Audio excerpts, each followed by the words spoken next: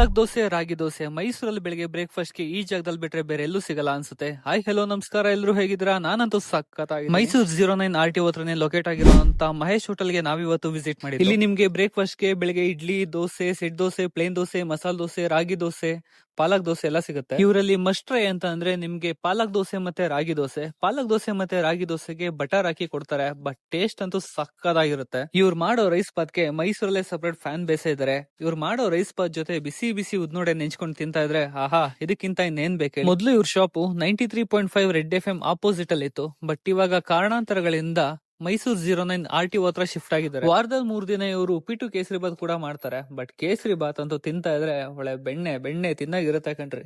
ಊಟ ಎಲ್ಲ ಆದ್ಮೇಲೆ ಫೈನಲ್ ಆಗಿ ಒಂದು ಕೇಸರಿ ಬಾತ್ ತಿಂದು ಎಂಡ್ ಮಾಡಿ ಒಂದ್ಸಲ ಈ ಪ್ಲೇಸ್ ನ ವಿಸಿಟ್ ಮಾಡಿ. ಟೇಸ್ಟ್ ಹೇಗಿತ್ತು ಅಂತ ಕಮೆಂಟ್ ಮಾಡಿ.